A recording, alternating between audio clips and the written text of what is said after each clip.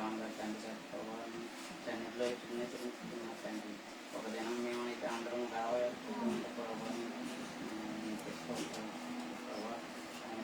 తల్లి గారిని కూడా ప్రభావ అభ్యర్థి కలిగేం తండ్రి సహాయం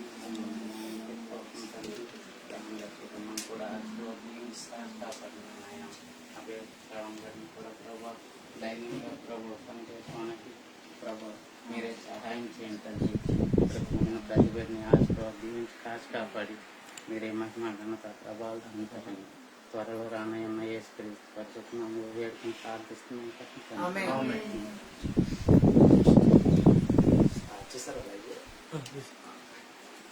మంచిదండి. కొద్ది నిమిషాలు దేవుని వాక్యాన్ని ఆలోచించేద్దాం. సో ఒక 30 minutes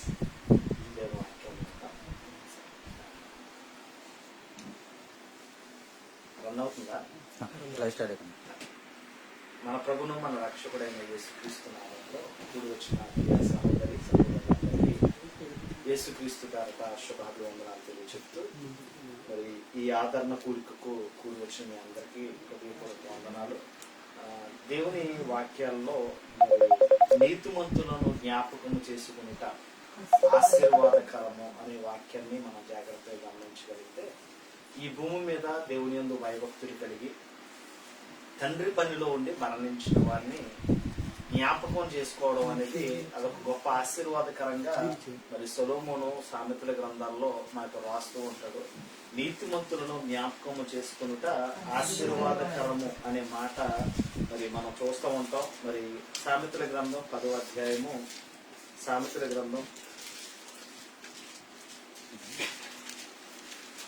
10వ అధ్యాయము 7వ వచనంలో అంటున్నాడు, నీతిమంతులను జ్ఞాపకము చేసుకునుట ఆశీర్వాదకరము, భక్తిహీనుల పేరు అసహ్యతను. జాగ్రత్తగా ఈ మాటను మనం చదవగలిగినప్పుడు గ్రహించగలిగినప్పుడు దేవుని ప్రణాళిక, దేవుడు మనకి ఇస్తున్న గొప్ప ఆజ్ఞ ఏంటంటే యెహోవా యందు భయభక్తులు కలిగి ఆయన నీతిని, ఆయన ఇచ్చిన ఆజ్ఞలను, ఆయన చెప్పిన కట్టడలను గైకొనుటయే మానవులకు ఒక విధిగా దేవుడు ఇచ్చి ఉన్నాడు. ఆ విధిని మనందరము కూడా, కర్తవ్యాన్ని మనందరము కూడా నెరవేర్చవలసిన వారమే ఉన్నాం. ఈరోజు మానవ జీవితాలలో ఈ కుటుంబ వ్యవస్థ అనేది చాలా ప్రాముఖ్యమైనది. ఎంత ప్రాముఖ్యమైనదంటే ఈ కుటుంబ బాంధవ్యాల్లో పడిపోయి మనం ఎక్కడి నుంచి వచ్చామో ఆ ప్లేస్, ఎక్కడి నుంచి మనం వచ్చామో ఆ ఊరిని మనం మర్చిపోయి, మనందరం ఎక్కడి నుంచి వచ్చామో తెలుసా మీకు? మనందరం కూడా పరలోక పట్టణములో దేవునితో ఉన్నవారు. దేవుడు ఈ భూలోకానికి పంపించి మీరు మరలా వచ్చేయండి అని దేవుడు మనం పంపించాడు. కానీ ఇక్కడికి వచ్చిన తర్వాత కుటుంబ వ్యవస్థ అనేది ప్రారంభమైన తర్వాత భార్యాభర్తలుగా, తల్లిదండ్రులుగా, అన్నదమ్ములుగా, అక్క చెల్లెళ్ళుగా ఈ బాంధవ్యంలో మనం ఉండిపోయి మనం వెళ్ళవలసిన ఊరిని మనం మర్చిపోయాం. కొన్నాళ్ళకి మనం ఇండియా వెళ్ళడం మానేసాం అనుకోండి, ఇండియాలో ఉన్న వాళ్ళంతా కూడా మనం ఏం చేస్తారు? మర్చిపోతారు. ఇలాగే మనము మనం ఎక్కడి నుంచి వచ్చాము అనే ప్రారంభం, ఆ మూలాన్ని మనం జాగ్రత్తగా గమనించగలిగితే మనందరము కూడా దేవుని యొద్ద నుంచి వచ్చాం. మరలా దేవుడు తన యొద్దకు మనల్ని పిలవాలని దేవుడు కోరికగా ఉన్నాడు. అందుకే మనం చదవబడిన కీర్తనకారుడు మనం చదువుతున్నప్పుడు 90వ కీర్తన మనం వాక్య పట్టణంగా మనం చదువుకున్నాం. 90వ కీర్తన మొదటి వచనంలో నేను జాగ్రత్తగా చదువుతాను, మీరు బైబిల్ జాగ్రత్తగా గ్రహిస్తూ మీ మనసులో మీరు చదువుకోండి. ప్రభువా, తరతరముల నుండి మాకు నివాస స్థలము నీవే. ఇది ఎవరంటున్నారు? దైవజనుడైన మోషే చేసిన ప్రార్థన. ఈ మోషే ఏమని ప్రార్థన చేస్తున్నాడంటే, తరతరముల నుండి మా నివాస స్థలము నీవే అంటుంది. మీ దేవురండి అని అడిగితే రకరకాలుగా మనం చెప్తాం. మాది మలికిపురం ఉండే, మాది సకినేడిపల్లి అండి, మాది అంతర్వేది అండి, మాది అమలాపురం అండి, మాది వైజాగ్ అండి అని మనం మాట్లాడుతూ ఉంటాం. అంటే మన నివాస స్థలము అనగానే మన ఊరిని మనం గుర్తు చేసుకుంటాం. కానీ మోషే అంటున్నాడు, ప్రభువా, తరతరముల నుండి మా నివాస స్థలము నీవే. ఎప్పటి నుంచి ఆ నివాస స్థలం అంటే పర్వతములు పుట్టక మునుపు, భూమిని లోకమును నీవు పుట్టింపక మునుపు, యుగయుగములు నీవే దేవుడువు. నీ మనుషులను మంటికి మార్చుచున్నావో, నరులారా తిరిగి రండి నీవు. అంటే దేవుడు మనల్ని పిలువగా మనం వెళ్ళిపోవాలి. మీకు బెస్ట్ ఎగ్జాంపుల్ చెప్తాను. మనం దుబాయ్ వచ్చినా, మన ఉద్యోగాలకు వెళ్తున్నా, మన పిల్లల స్కూల్కి వెళ్తున్నా, తల్లిదండ్రులతో మనం చెప్తూ ఉంటాం, అమ్మ నేను వెళ్తానే, స్కూల్కి వెళ్తున్నానే అని చెప్తా ఉంటాం, వెళ్తాను అని చెప్తా ఉంటాం. అప్పుడు తల్లిదండ్రులు ఏమంటారండి? మన హైందవ సోదరులు అయితే వెళ్తాను అనకూడదురా, వెళ్ళి వస్తాను అంటే ఇది 2 వే ఉంది. ఇది 2 వే, వెళ్ళడం ఉంది, రావడం అనేది ఉంది. కానీ ఒకసారి ఈ లోకానికి వచ్చిన తర్వాత దేవుడు మనల్ని పిలుస్తాడట.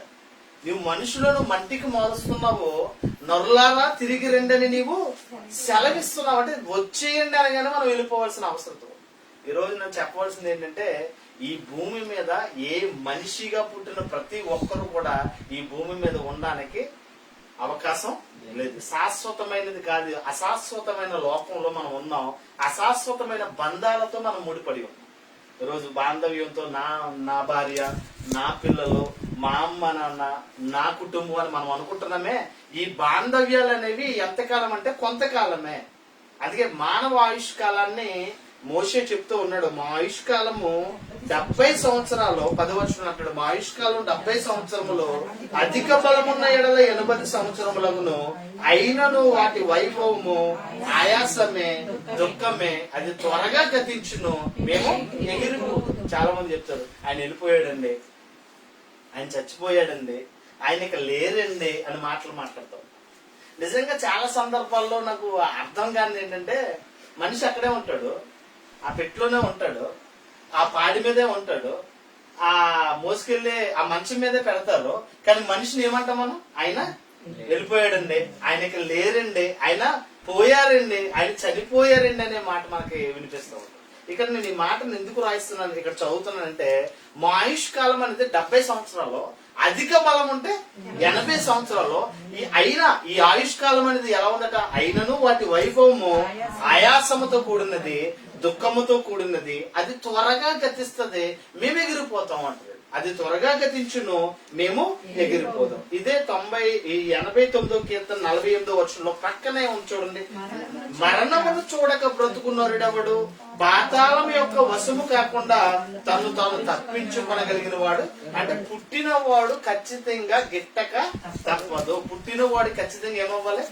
ఏదో ఒక సందర్భం మనం అనుకుంటున్నాం మమ్మల్ని విడిచిపెట్టి మమ్మల్ని అనాథలుగా చేసి వెళ్ళిపోయారని మనకు ఒక బాధ ఉంటది. కానీ నిజంగా చెప్పాలంటే ఆయన వెళ్ళాడు, ఆయన తర్వాత మనం కూడా ముందుగా.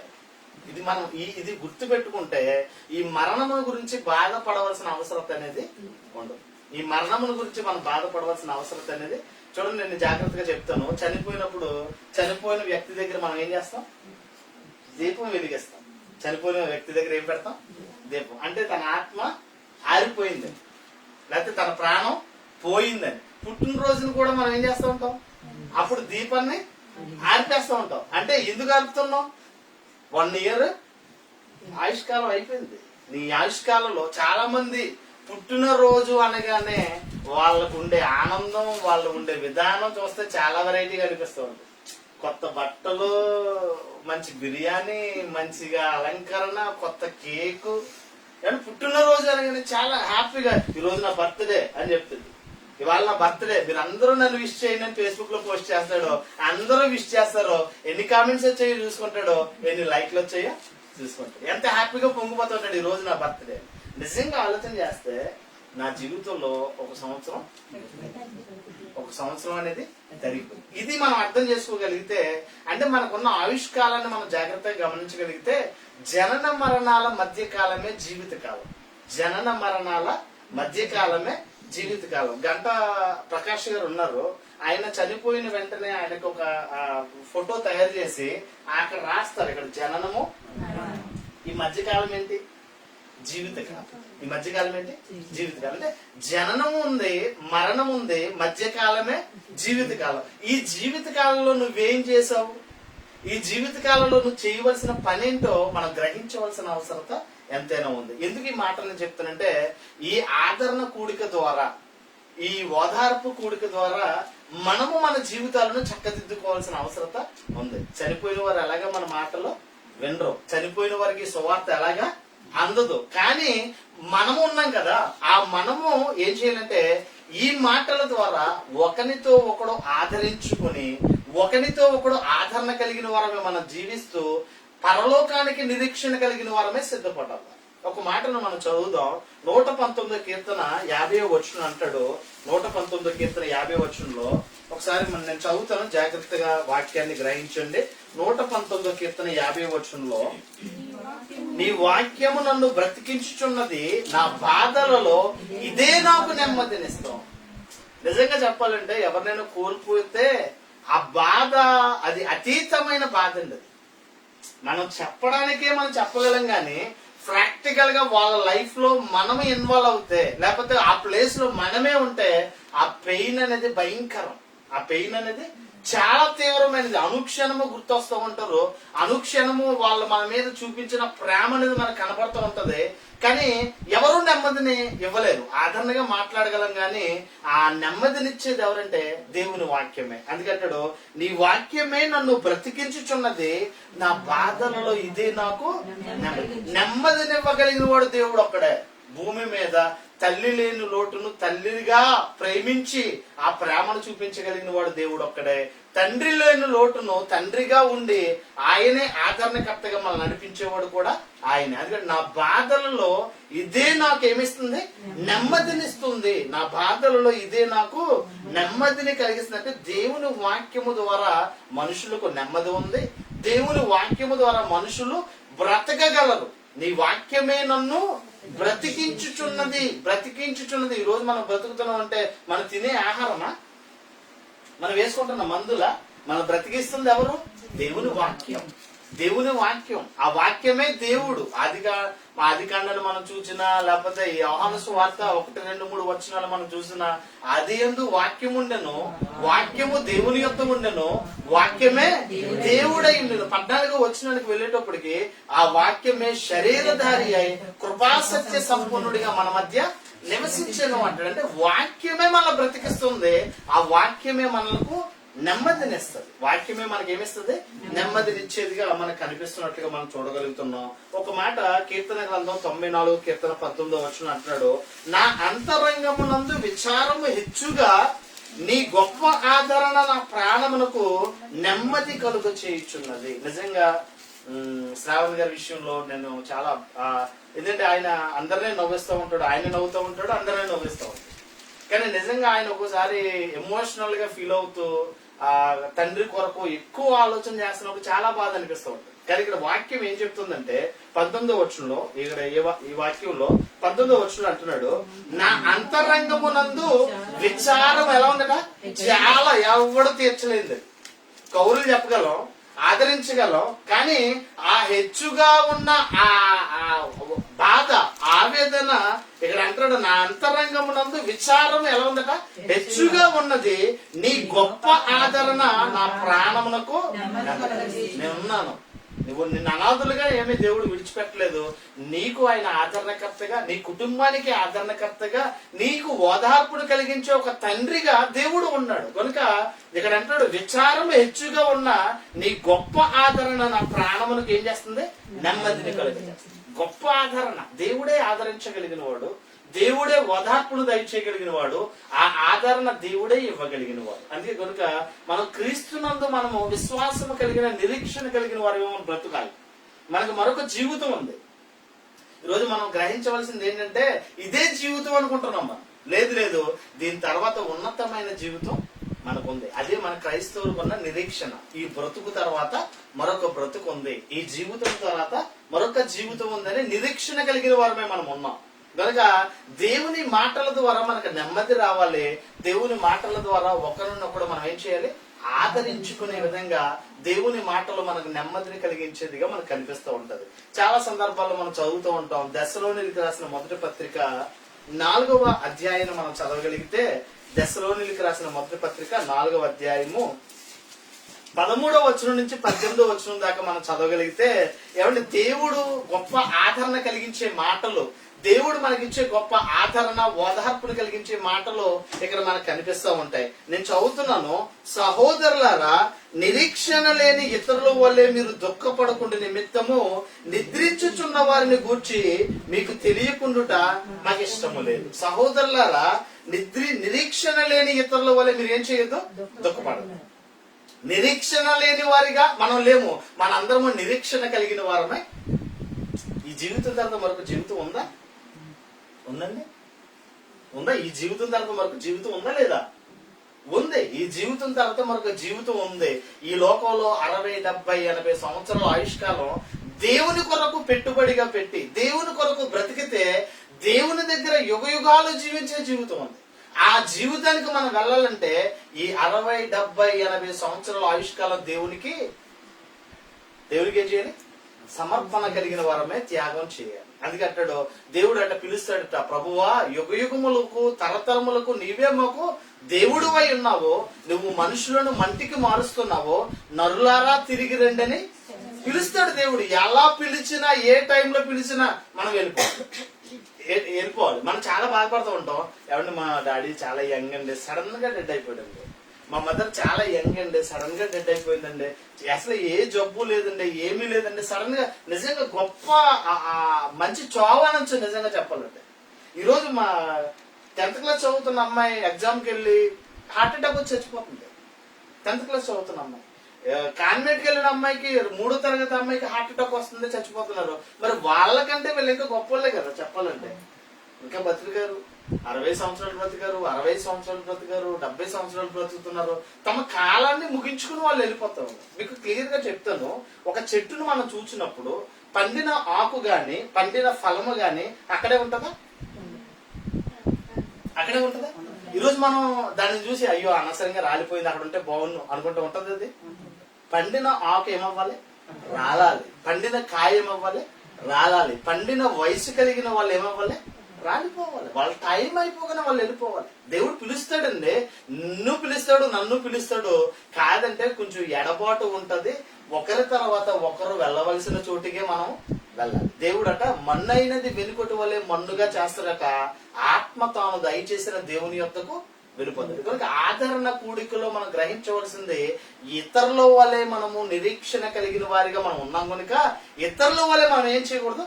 దుఃఖపడకూడదు. మరలా చదువుతున్నాను ఇక్కడ, సహోదరులారా నిరీక్షణ లేని ఇతరుల వలె మీరు దుఃఖపడకుండా నిమిత్తము నిద్రించుచున్న వారిని గూర్చి చనిపోయిన వారిని గూర్చి మీకు తెలియకుండా మాకు ఇష్టము లేదు. యేసు మృతి పొంది తిరిగి లేచినని మనము నమ్మిన ఎడల అదే ప్రకారముగా యేసునందు నిద్రించిన వారిని దేవుడు ఆయనతో కూడా వెంట పెట్టుకుని వస్తాడు. యేసుక్రీస్తు చనిపోయాడా? శ్రావణ్ గారు చనిపోయాడైనా ఎవరి కోసం చనిపోయాడు? మన కోసమే చనిపోయాడు. చనిపోయి సమాధి చేయబడ్డా? సమాధి చేయబడ్డాడు. సమాధి చేయబడి మరలా తిరిగి లేచాడైనా? తిరిగి లేచాడని నువ్వు నమ్మితే నీ తండ్రి కూడా మరణించిన తర్వాత మరలా ఆయన ఎవరితో వస్తాడట? మరలా చదువుతున్నాను. యేసు మృతి పొంది తిరిగి లేచినని మనము నమ్మిన ఎడల అదే ప్రకారముగా యేసునందు నిద్రించిన వారిని దేవుడు ఆయనతో కూడా, అదే మన నిరీక్షణ. మనం మళ్ళా చూస్తాం, మీ నాన్నను నువ్వు చూస్తావు, మీ అమ్మను నువ్వు చూస్తావు, నీ కుటుంబంలో నువ్వు కోల్పోయిన వ్యక్తులను నువ్వు మరలా చూస్తావు. నిరీక్షణ. ఎవరో మృతులైన వారే మొదట లెగిస్తారట. మరలా చదివితే ఇక్కడ జాగ్రత్తగా ఆలోచన చేస్తే, దేవుడు ఆయనతో కూడా వెంట పెట్టుకుని వచ్చును. మేము ప్రభు మాటను బట్టి మీతో చెప్పినదేమనగా ప్రభు రాకడ వరకు సజీవులమై నిలిచియుండు మనము నిద్రించుచున్న వారి కంటే ముందుగా ఆయన సన్నిధిని అంటే ఎవరు మొదట చేరతారు? మృతులైన వారే. ఎవరు క్రీస్తు రెండవ రాకడలో మొట్టమొదటి లేచేది ఎవరంటే చనిపోయిన వారే. ఈరోజు ఈస్టర్ పండగ గతించిన కాలాల్లో జరిగింది. ఈస్టర్ పండగ మరొక పేరు ఏంటంటే సమాధుల పండుగ. ఏమంటారు? క్రైస్తవులు అందరూ వెళ్ళిపోతారు.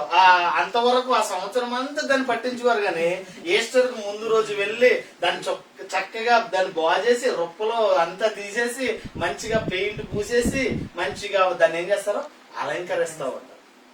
ఏంటి నిరీక్షణ క్రైస్తవుల కంటే? చనిపోయిన వారే క్రీస్తు రెండవ రాకడలో కడబోర శబ్ద ధ్వనిని వినగానే వాని వరసల్లో వాళ్ళు ఏమవుతారట? తిరిగి లేస్తారట. అదే నిరీక్షణ. అదే చెప్తున్నాడు, మేము ప్రభు మాటను బట్టి మీతో చెప్పినది ఏమనగా ప్రభు రాకడ వరకు సజీవులమై నిలిచియుండు మనము నిద్రించున్న వారి కంటే ముందుగా ఆయన సన్నిధిని చేరము. ఆర్భాటముతోను ప్రధాన దూత శబ్దముతోను దేవుని బోరతోను పరలోకము నుండి ప్రభు దిగువచ్చును.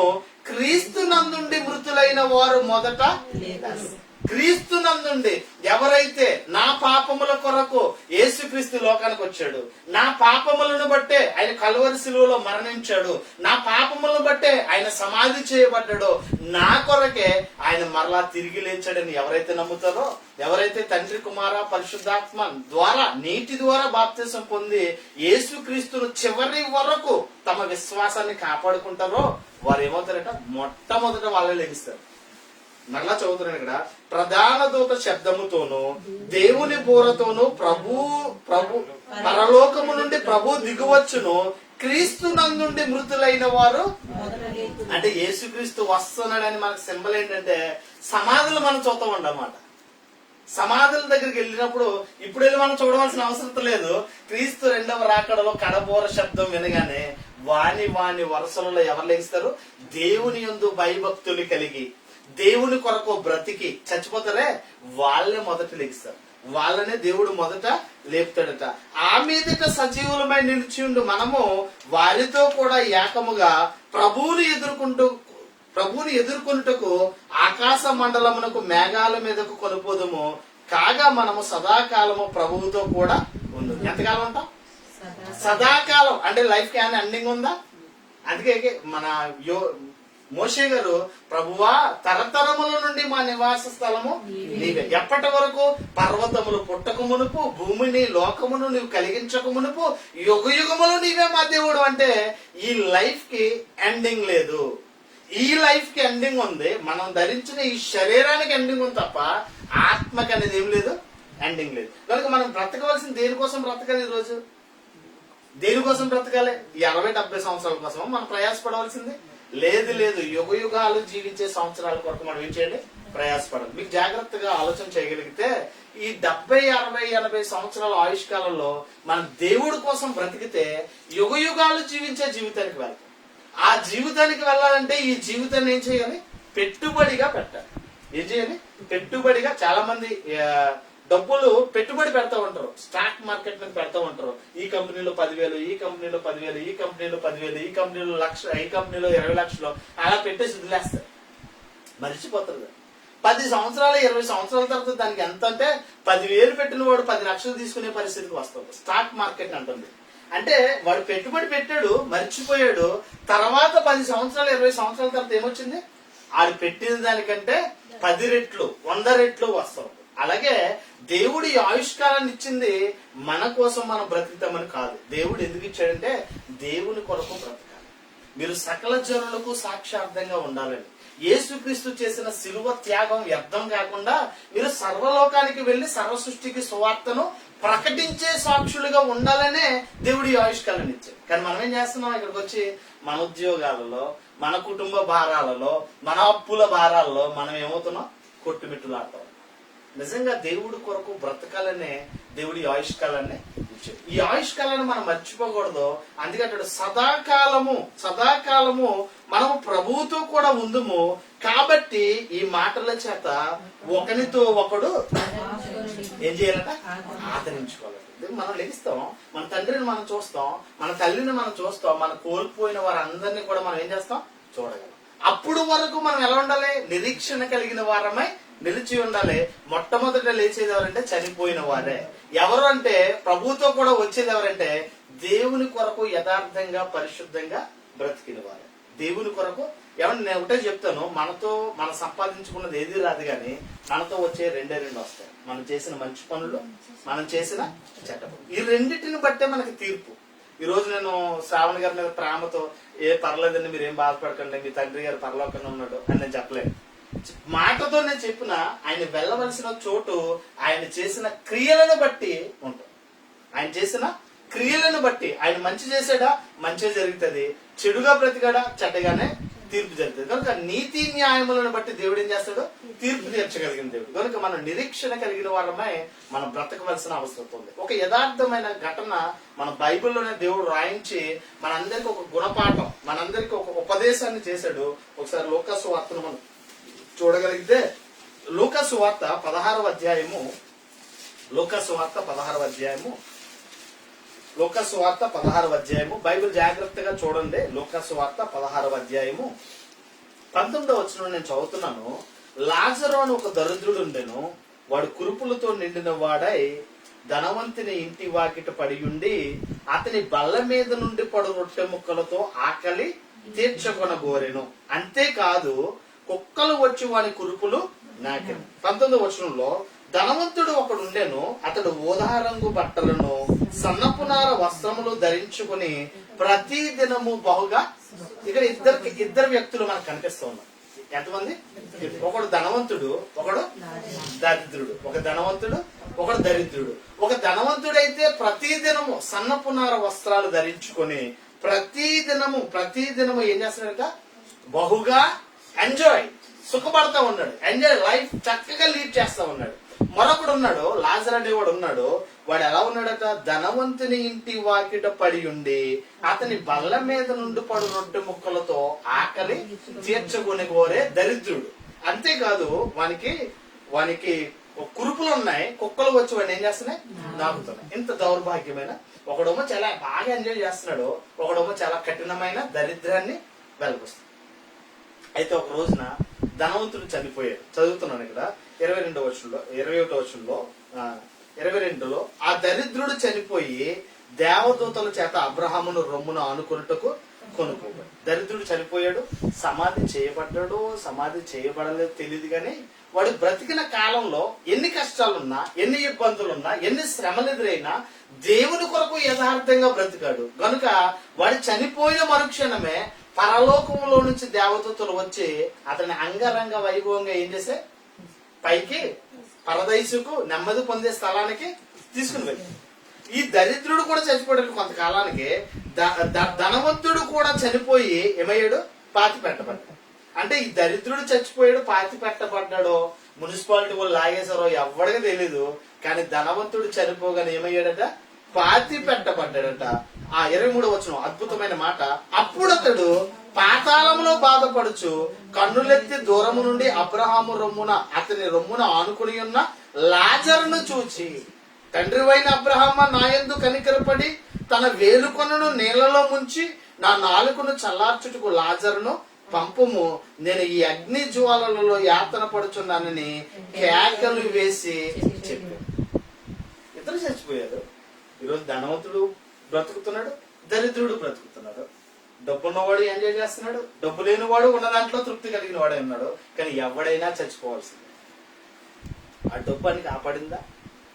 కరోనా టైంలో చాలా మంది చచ్చిపోయారు. ఈ చచ్చిపోయిన వాళ్ళలో లేని వాళ్ళు ఉన్నారు, మధ్య తరగతి వాళ్ళు ఉన్నారు, ఆస్తి పరులు ఉన్నారు, కుబేరులు ఉన్నారు. వాళ్ళ సంపాదించిన డబ్బు వాళ్ళని కాపాడిందా? కాపాడాలి. ఇక్కడ కూడా లాజరు చచ్చిపోయాడు, ధనవంతుడు చచ్చిపోయాడు. కానీ అక్కడ జరిగిన సందర్భాన్ని జాగ్రత్తగా చూస్తే లాజరు చచ్చిపోయాడు, సమాధి చేయబడ్డాడు లేదో కూడా తెలియదు. ధనవంతుడు చచ్చిపోయి ఏమయ్యాడట? సమాధి చేయబడ్డాడట. ఆ చనిపోయి సమాధి చేయబడిన మరుక్షణమే 23వ వచనంలో అప్పుడు అతడు యాతన పడుచు, అప్పుడు అతడు పాతాళములో యాతన పడుచు ఏమన్నా ఏం చేస్తాడు? కన్నులెత్తి దూరము నుండి చూస్తే ఈ లాజరు ఎక్కడున్నాడట? అబ్రహాము రొమ్మున ఆనుకుని నెమ్మది పొందుతాడు. అప్పుడు అంటాడు, తండ్రివైన అబ్రహామా, ఈయనేమో వెళ్ళిన చోటు వేరు, ఈయన వెళ్ళిన చోటు వేరు. మీకు జాగ్రత్తగా లెటర్లు చాలా, ఇప్పుడైతే లెటర్ ఎవరు రాయట్లేదు, కానీ ఒక ఫోన్ నెంబరు, మనం ఫోన్ నెంబర్ లో ఒక్క నెంబర్ రాంగ్ కొట్టాం అనుకోండి, వెళ్ళవలసిన వాడికంటే మనవాడికి వెళ్ళిపోతాం. ఇప్పుడు చాలా మంది గతంలో ఉత్తరాలు రాసేవారు టు ఫ్రమ్ అడ్రస్ కరెక్ట్ గా ఉంటే కరెక్ట్ గా వెళ్ళేది. ఒకవేళ అడ్రస్ కరెక్ట్ గా లేదనుకోండి, అది ఎక్కడికి వెళ్తుందో కూడా దానికి పేరు ఆకాశరామన్న ఉత్తరం అని. దాన్ని ఏమనేవారు? ఆకాశరామన్ అంటే ఇది ఎవరికి రాయాడో తెలీదు, ఎవడు రాశాడో కూడా తెలియదు. ఈ రోజు మనం జాగ్రత్తగా ఆలోచన చేయగలిగితే మనం ఎక్కడి నుంచి వచ్చామో మనకు కావాలి, ఎక్కడికి వెళ్తున్నామో కూడా మనం. బస్సు ఎక్కామనుకోండి, బస్ స్టాప్ లో బోలేని బస్సులు ఉంటాయి. ఇది విజయవాడ, ఇది వైజాగ్, ఇది శ్రీకాకుళం, ఇది విజయనగరం, ఇలా ఉంటాయి కదా బస్సులు. ఏ బస్సు అయితే ఏంటి, ఇంటికి వెళ్ళిపోతాడు, ఎక్కేమో ఎక్కడికి వెళ్తాం? అమలాపురం వెళ్ళాలి, అక్కడ విజయనగరం ఉంది, ఎక్కేసాం, ఎక్కడికి వెళ్తాం? విజయనగరం వెళ్తాం. అంటే మనం వెళ్ళేది ఎక్కడికి వెళ్తున్నామో మనకు గమ్యం అనేది. ఈ రోజు గుడ్డిగా పరిగెట్టకూడదు. మన భక్తి జీవితంలో మనం ఒక గురి కలిగిన వారమై పరిగెట్టాలి. మనం వచ్చిన అడ్రస్ మనకు గుర్తుండాలి, వెళ్తున్న పరిస్థితిని కూడా మనం సిద్ధం చేసుకోవాల్సిన అవసరత ఉంది. ఇక్కడ చనిపోయాడు, చనిపోయిన తర్వాత వీడికి అర్థమైపోయింది, ఇగో ఆయనేమో నెమ్మది పొందే స్థలంలో ఉన్నాడు, నేనేమో ఎక్కడ ఉన్నాను, యాతన పడు స్థలంలో ఉన్నాను, వాడేమో అక్కడ నెమ్మది పొందుతున్నాడు, నేనేమో ఇక్కడ ఏం చేస్తున్నాను, అగ్ని జ్వాలల చేత కాల్చబడుతున్నాడని గ్రహించి కన్నులు పైకెత్తిగా అబ్రహాము రొమ్మును ఆనుకుని నెమ్మది పొందుతున్న లాజరుతో అబ్రహాముతో అంటాడు, అబ్రహాము, తండ్రి అయిన అబ్రహామా, నా యందు కనికరపడి ఇదిగో నీ రొమ్మును ఆనుకుని ఉన్నాడే, ఈ లాజరును నా యొద్దకి పంపు. ఎలా పంపాలి?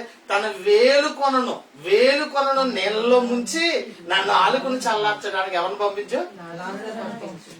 నీళ్ళు అడిగారు అనుకోండి, ఇప్పుడు వేసగలం కదా, ఎండను పడొచ్చాం, ఏమే కొంచెం నీళ్ళు అన్నాం, టీ కప్తో చిన్న కప్తో నీళ్ళు ఇచ్చింది అనుకోండి, ఎలా ఉంటుంది?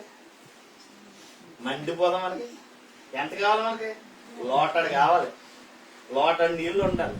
నీళ్ళు అడిగితే టీ కప్తో ఇవ్వకూడదు. ఇక్కడ వాడికి ఉన్న పరిస్థితి ఏంటంటే, అక్కడ అగ్ని ఆరదు, అక్కడ పురుగు చావదు, అక్కడ ఏడ్పును పండ్లు కొరుకుతూ ఉండే చోటుకు వెళ్ళిపోయాడు. అక్కడికి వెళ్ళి యాతన పడుతూ వాడికి ఉన్న బాధ ఏంటంటే, తండ్రి అయిన అబ్రహాము, నా యందు కనికరపడి నీ రొమ్మును ఆనుకుని ఉన్న లాజరును నా యొద్దకు పంపించు, నేను అగ్ని జ్వాలల్లో నేను ఏమవుతున్నాను, యాతన పడుతున్నాను. కనుక వాడికి ఉన్న పరిస్థితి ఏంటంటే, తన వేలు కొనడం నీళ్ళలో ముంచి నా నాలికను చల్లార్చడానికి లాజర్ని పంపంటాడు. అప్పుడు అద్భుతంగా ఉపదేశం చేస్తున్నాడు అబ్రహాము, విశ్వాసులకు తండ్రి అయిన వాడు. 25వ వచనంలో, అందుకు అబ్రహాము, కుమారుడా, నీవు నీ జీవిత కాలమందు నీకిష్టమైన సుఖము అనుభవించితివి, అలాగున నీ లాజరు కష్టమును అనుభవించినని జ్ఞాపకము చేసుకునుము. ఇప్పుడైతే వాడు ఇక్కడ నెమ్మది పొందుచున్నాడు, నీవు అంటే ఈ భూమి మీద సుఖపడితే తప్ప. ఈ భూమి మీద నాగేశ్వర గారి టైంలో, మా డాడీ టైంలో పాట రాశారు, భూమి మీద సుఖపడితే తప్పు లేదు రోయ్. విన్నావా? పాడావా? నువ్వు పాడావంటారు. భూమి మీద సుఖపడితే తప్పు లేదని పాటలు రాశారు. పాటలు ఒకదంపుడిగా వెళ్ళిపోయాయి. నిజంగా భూమి మీద సుఖపడితే తప్పే. దేవుడి కోసం కష్టపడాలి. ఎవరి కోసం కష్టపడాలి? ప్రకృతిని మీరు చూడండి, ప్రకృతిలో ఉన్న సకల సృష్టి, సకల జీవరాశులు, సృష్టిలో ఉన్న ప్రతిదీ ఎవరి కోసం ఉందో చెప్పండి. సృష్టికి రారాజు ఎవరు? సృష్టికి రారాజు ఎవరు? మానవుడండి, మనిషి. సృష్టికి రారాజు ఎవరు? మనమే. ఇవన్నీ కలిగించింది ఎవరి కోసం? మన కోసమే. మీరు చూడండి, కోడిని పెంచుకుంటాం, కోడి గుడ్డేడుతుంది, ఆమ్లెట్ వేసేసుకుంటాం. చుట్టాలు వచ్చారు, దాన్ని ఏం చేద్దాం, వేసేటరా అంటే మెడ తిప్పేస్తాం, నరికేస్తాం, శుభ్రంగా ఉండేది. అది ఎవరి కోసం బుక్ అయిపోయింది చెప్పండి? గేదె ఉంటది, ఆవు ఉంటది, వాటిని మనం పెంచుతున్నాం కదా. ఏమేసి పెంచేస్తున్నాం ఏంటి? మనం బూస్ట్ చేస్తున్నాం. దానికి బియ్యం కడిగి కడుగు దానికి వేస్తాం, బియ్యం ఆర్చిన తర్వాత దానికి ఏం చేస్తాం, వరి పంట పండించిన తర్వాత గింజలన్నీ మనం తెచ్చుకుంటాం, గడ్డంతా దానికి వేస్తా ఉంటాం. అంటే ఏ విషయంలో నువ్వు నీకు పనికిరాందే దానికి వేసావు, కానీ అది ఏం చేసింది? నీకు శ్రేష్టమైన అమృతము లాంటి పాలను దిగించి. అది బ్రతికిన కాలం అంతా ఎవరి కోసం బ్రతుకుతుంది? ఎవరి కోసం బ్రతుకుతుంది? మన కోసమే కదా. చక్కగా పాలు సేపే వరకు దోణ్ణు వదులుతాం, పాలు సేపిన తర్వాత పాలు వచ్చే టైంకి దీన్ని బలవంతంగా తీసుకెళ్లి కట్టేసి పితికేస్తూ ఉంటాం. యారా ఏంట్రా, నా బిడ్డ కోసం నేను దాచుకున్న పాలు నువ్వెందుకు తాగుతున్నావు? ఎప్పుడైనా తల్లిదండ్రులు ఎప్పుడైనా అడిగిందా? పోనీ మూగజీవి బ్రతికిన కాలం అంతా మన కోసమే. మూగజీవి బ్రతికిన కాలం అంతా కూడా ఎవరి కోసం బ్రతికింది? మరి మనం ఎవరి కోసం బ్రతుకుతున్నాం? చదువుల కోసమే బాబా నేను ఇప్పుడు ఉంటా, నాకు కూతురు పెళ్లి చేస్తే నేను వెళ్ళిపోతాను బాబా, ఇల్లు కట్టేస్తే వెళ్ళిపోతాను బాబా, నా పిల్లలందరూ బాగుండడం కోసమే 30 సంవత్సరాలు 40 సంవత్సరాలు ఇక్కడే. కుటుంబానికి దూరం, సుఖాలకు దూరం, సంతోషాలకు దూరం, మరణకరమైన వార్తలకు దూరం, అందరికి దూరంగా పొట్ట చేత పడుకునే వచ్చేసింది. ఎవరి కోసం బ్రతుకుతున్నాం? నేను క్లియర్ గా చెప్తాను, జాగ్రత్తగా ఆలోచించండి. ఇక్కడి నుంచి మీరు డబ్బులు పంపించినంత కాలం మా అమ్మ మంచిది, మా నాన్న మంచోడు, మా అన్నయ్య మంచోడు, మా బాబు చాలా మంచిది అంటే డబ్బులు పంపడం ఒకసారి ఆపేయండి. ఏ నోటితో అయితే మంచిదందో అదే నోటితో నిన్నేమంటారా? అంటే ఈ రోజు నీకు మనుషులకి బంధం అనేది ఏర్పడింది దేంట్లోనే? బంధం అనేది ఏర్పడింది దేంట్లో? డబ్బు ఉంటేనండి వాల్యూ అండి, డబ్బులు లేకపోతే అంతే కదా. ఈ రోజు మీరు క్లియర్ గా చూడండి, డబ్బు ఉందనుకోండి బెల్లం ఉన్న చోటకి అలా ఉంటుంది మా పరిస్థితి. ఈ బంధాలు, ఈ బాంధవ్యాలు ఇవన్నీ కూడా ఇంతే. డబ్బు ఏమీ లేకుండా వెళ్ళిపోయాడు అనుకోండి, మా నాన్న నాకు ఏం చేశాడు నా కోసం, మా అమ్మ నాకు ఏం చేసింది అంటే కన్న గర్భాన్నే నువ్వేం చేస్తున్నావు తప్పు పట్టే పరిస్థితి. ఈ రోజు నేను ఎందుకు ఇలా చెప్తున్నంటే, ఈ రోజు దేవుడి కోసం బ్రతకడానికే దేవుడి ఆయుష్ కాలాన్ని ఇచ్చాడు. ప్రకృతిలో ఉన్న ప్రతిదీ మన కోసమే. మనం ఎవరి కోసం? ప్రకృతిలో ఉన్న ప్రతిదీ దేవుడు మన కోసమే కలిగించాడు. మనకు కావలసిన ప్రతి ఈవిని దేవుడు అనుగ్రహిస్తా ఉన్నాడు. నీ అక్కరనేది నువ్వు అడగక ముందే ప్రతిదీ కూడా దేవుడు నీకు ఇస్తా ఉన్నాడు. ఎందుకు ఇవ్వాలి నీకు? ఎందుకు ఇవ్వాలి? 60, 70, 80 సంవత్సరాలు కనుపాప వలె కాపాడుతున్నాడట. ఇజ్రాయేలు కాపాడువాడు కొనుకడు. ఏంటి అంత కసి ఏంటి దేవుడికి? అసలు అంత పిచ్చి ఏంటి దేవుడికి నీ మీద నా మీద? ఏంటి అసలు ఏం చేసావు నువ్వు అంటే? ఏమి చేయలేదు. తన స్వరూపంలో తన ఆత్మతో నువ్వు వచ్చావు ఈ లోకానికి. ఆయన కోరుకుంటుంది నువ్వు దేవుని కొరకు నమ్మకంగా బ్రతకండి, దేవుని కొరకు నమ్మకంగా బ్రతకండి అని దేవుడు ఆయుష్కాలం ఇస్తే తిని తేరగా అనుభవించి చచ్చిపోతున్నాడు. చచ్చిపోవడానికి వెళ్ళిపోలేదు.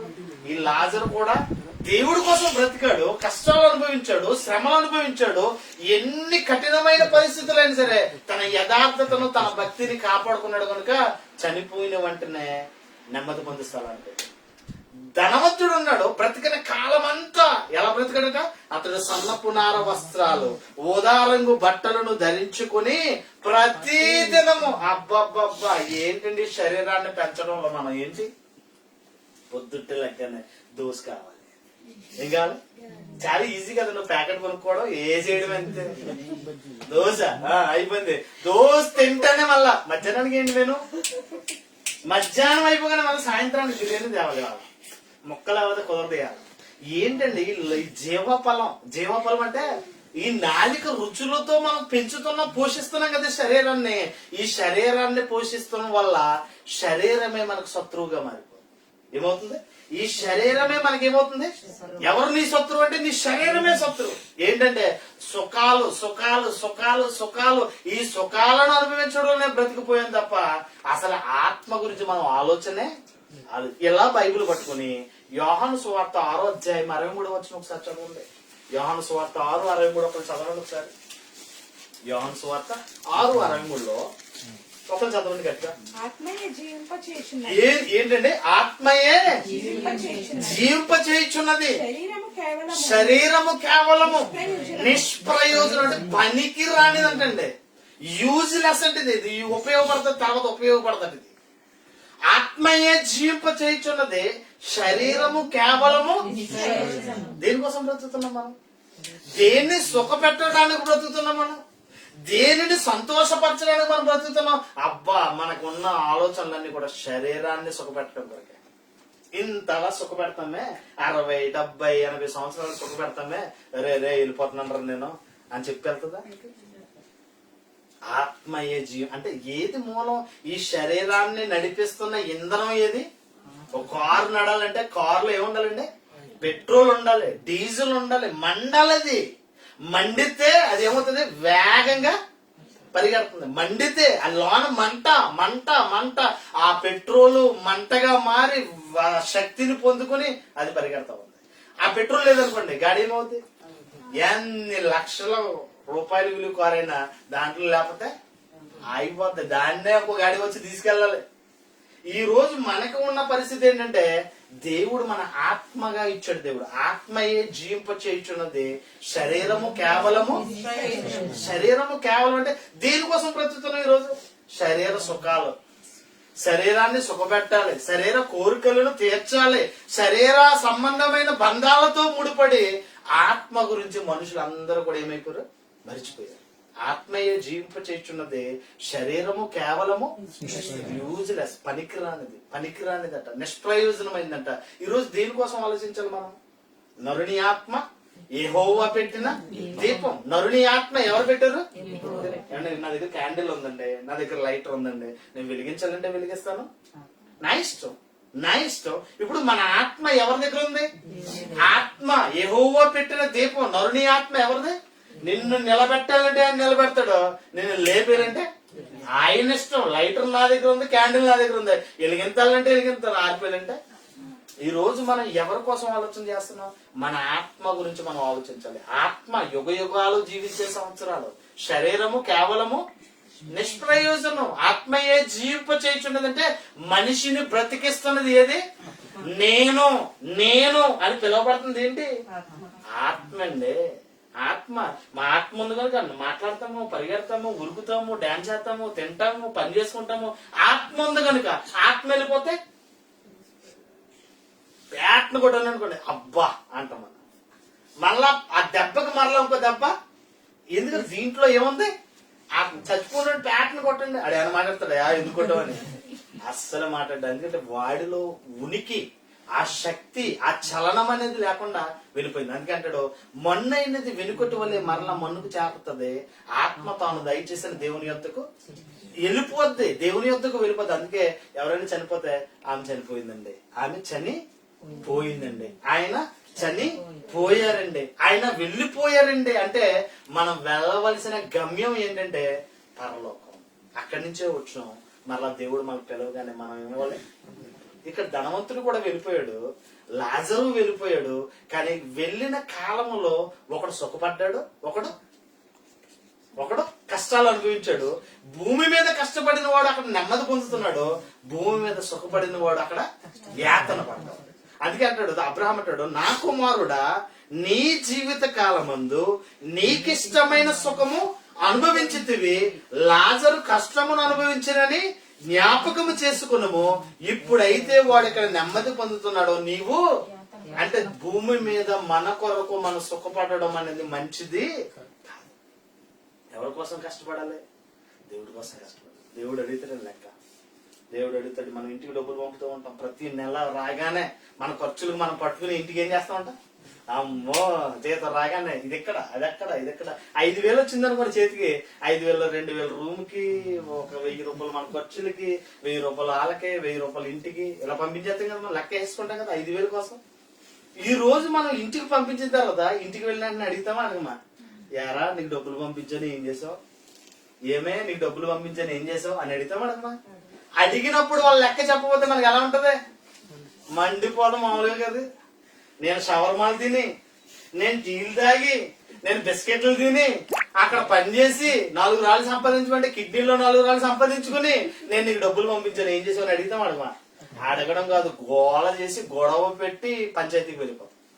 ఈ రోజు ఈ విధంగా నేను ఆలోచిస్తే నీకు ఆయుష్కాలాన్ని ఇచ్చి, నీకు ఆరోగ్యాన్ని ఇచ్చి, నీకు ఉన్నతమైన ఉద్యోగాన్ని ఇచ్చి, ఉన్నతమైన కుటుంబాన్ని ఇచ్చి, ఎల్లవేళలా కంటికి రెప్పవలే కాపాడిన దేవుడు అడగడా? ఏమని అడిగితే ఏం చెప్తాను? దేవుడి కోసం బతకో, దేవుడు పని చెయ్యు, దేవుడు నీకు ఇచ్చిన ఉన్నతమైన జీవితంలో ఉన్నతంగా దేవుడి పని కోసం ఆలోచించో. చచ్చిపోయిన వెంటనే నేను పరలోకం వెళ్ళిపోతాననే ధీమా ధనవంతుడిలాగా ఉంటే ఆడెక్కడికి వెళ్ళిపోయాడు? యాతన పడు స్థలానికి. అందుకే నీకిష్టమైన సుఖం అనుభవించితివి కనుక నువ్వు యాతన పడుతున్నావు. వాడు దేవుడి కొరకు కష్టమును అనుభవించిన కనుక ఇక్కడ ఏమవుతున్నాడు? నెమ్మది పొందుతున్నాడు. ఇది నువ్వేం చేయాలి? జ్ఞాపకం చేసుకో, జ్ఞాపకం చేసుకో. అప్పుడు ఈ ధనవంతుడు రిక్వెస్ట్ కోరుతున్నాడు, నాకు ఇంకా 4 చదవనికే మాట్లాడు. 27వ వచనంలో, అప్పుడు అతడు, తండ్రి అలాగైతే నాకు 5 ఎంతమంది ఉన్నారు? అయ్యి బాబు నాకు 5 సార్. నేనంటే నాకంటే ఉన్నతంగా సుఖాలు అనుభవించే వాళ్ళు ఉన్నారు. మా ఓడికి నేను వెళ్ళి చెప్తే ఇనే రకం కాదు, ఎవరైనా వెళ్ళి చెప్తే ఇనే రకం కాదు. ఏంటంటే చచ్చిపోయినాడు వెళ్ళి, ఒరే మీ అన్నయ్య అక్కడ నరకం అనుభవిస్తున్నాడు అని చెప్తేనే కానీ మా వాళ్ళు నమ్మరు. దయచేసి నువ్వేం చేయాలి? లాజర్ మా ఇంటి ముందే ఉండేవాడు, లాజర్ మేము పడేసాం రొట్టు ముక్కలతో తిన్నాడు, లాజర్ చచ్చిపోవడం మేము అందరం చూసాం కనుక లాజర్ ని మా తమ్ముళ్ళ దగ్గరికి వెళ్ళి నేను పడుతున్న కష్టం పడొద్దని వాళ్ళకి ఏం చేయమంటాడు? వెళ్ళి చెప్పమని. అప్పుడు అంటాడు, భూమి మీద చాలా మంది మోషే లాంటి వాళ్ళు, ఏలియా లాంటి వాళ్ళు, ఎలీషా లాంటి వాళ్ళు ఎంతో మంది ప్రవక్తలు ఉన్నారో వాళ్ళు ప్రకటిస్తారో, విన్నాడా వాడు రక్షించబడతాడో, వినలేదా వాడు శిక్షించబడతాడు. అంటే ఈ రోజు మనకు వాక్యం అందింది, ఎలా బ్రతకాలో మనకు తెలిసింది. కానీ దేవుడు అంటే ఏంటో తెలిసి కూడా దేవుడి కోసం బ్రతకకపోతే దేవుడు ఊరుకుంటాడా?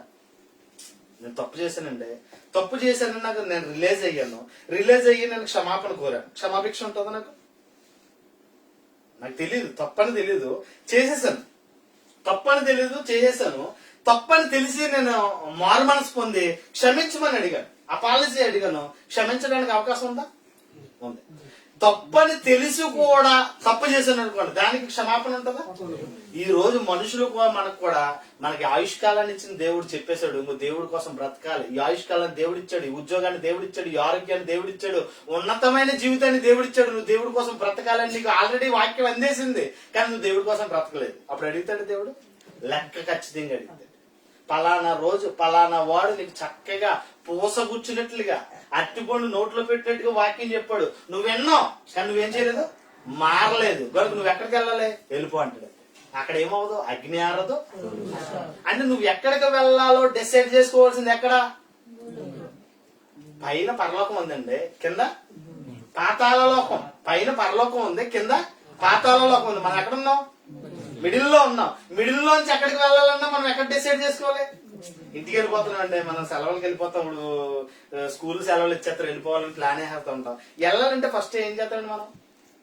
టికెట్ బుక్ చేసుకుంటాం. టికెట్ బుక్ చేసుకుంటాం. ఇక్కడి నుంచి హైదరాబాద్ దగ్గరనే రే బాబా కార్ వేసుకుని వచ్చే, లేదా బస్సు వేసుకుని బస్సుకి వెళ్ళిపోతాం. ఇక్కడ ఉండగానే మన ఫ్లైట్ టికెట్, ఇక్కడ ఉండగానే మన బస్సు ఈ ట్రాన్స్పోర్ట్ అంతా కూడా మనం ఏం చేస్తున్నాం? ప్లానింగ్, పక్కా ప్లానింగ్ తో వెళ్ళిపోతూ ఉంటాం. కరెక్ట్ గా ఈ టైం నేను రీచ్ అయిపోతానని మనం గోల్ పెట్టుకుంటాం. మంచిదే. ఎక్కడి నుంచి నువ్వు ఈ దేశం నుంచి మరొక దేశం వెళ్ళాలంటే ఎంత ప్లానింగ్ ఉందే, ఈ దేశం నుంచి పరలోకం వెళ్ళాలంటే ఇంకెంత ప్లానింగ్ ఉండాలి.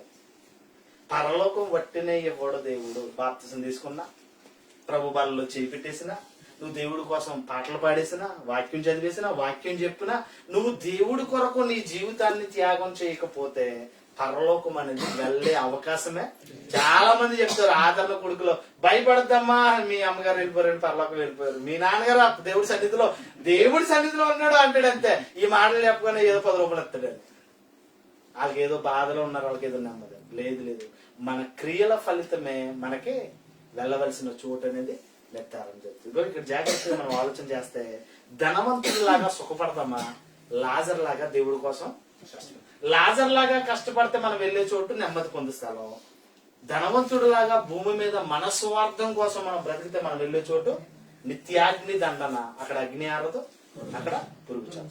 ఇంకా క్లియర్ గా యోబు గ్రంథం 7వ అధ్యాయము, యోబు గ్రంథం 7వ అధ్యాయము, యోబు గ్రంథం 7వ అధ్యాయము 9-10 వచనాలు జాగ్రత్తగా చదవగలిగితే, ఈ యోబు గ్రంథం 7వ అధ్యాయము 9-10 వచనాల్లో, మేఘము విడిపోయి అదృశ్యమగునట్లు పాతాళమునకు దిగిపోయిన వాడు మరి ఎప్పుడునూ రాడు, అతడు ఇక ఎన్నడూ తన ఇంటికి రాడు, అతని స్థలము అతనిని మరలా. మనం దుబాయ్ నుంచి, ఇండియా నుంచి మనం దుబాయ్ వచ్చాం, మరలా దుబాయ్ నుంచి మరలా ఎక్కడికి వెళ్ళిపోతాం? ఇండియా వెళ్ళిపోతాం, అంతే కదా. దుబాయ్ వచ్చాము, దుబాయ్ నుంచి మరలా ఎక్కడికి వెళ్ళిపోవాలి? ఇండియా వెళ్ళిపోవాలి. ఇది ఖచ్చితం. మనం పరలోకం వెళ్ళాలన్నా, మనం నరకానికి వెళ్ళాలన్నా, మనకి వెళ్లే దారి మనకి క్లియర్ గా చూడండి. ఈ మధ్య ఎక్కడికి వెళ్ళినా సరే మనకు దారి తెలియదు, వెంటనే నాకు కొంచెం లొకేషన్ పంపుతావా? దేని మీద ఆధారపడ్డా? గూగుల్ తల్లి. ఈ గూగుల్ తల్లి లొకేషన్ పంపగానే క్లిక్ చేస్తాం, కరెక్ట్ గా లొకేషన్కి వెళ్ళాక గాడి చెప్పేస్తుంది, కరెక్ట్ గా నువ్వు వచ్చేసావు, ఈ ప్లేస్ ఏంది దాన్ని.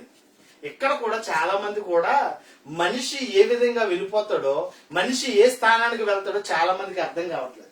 చాలా మంది, మా అమ్మగారు చచ్చిపోయారండి, ఇల్లంతా తిరిగేస్తుందండి బాబు, సూర్యులో ఊపేస్తుందండి బాబు, అసలు ఇల్లంతా తిరిగేసి అడావిడి చేస్తుందండి బాబు, మా నాన్నండి ఆ ఇంటి సూర్యునట్టుకుని ఎలాడుతున్నాడంటే అక్కడక్కడ చాలా మంది కనిపించాడంటండి. ఇప్పుడు చదవండి యోగ గ్రంథాన్ని.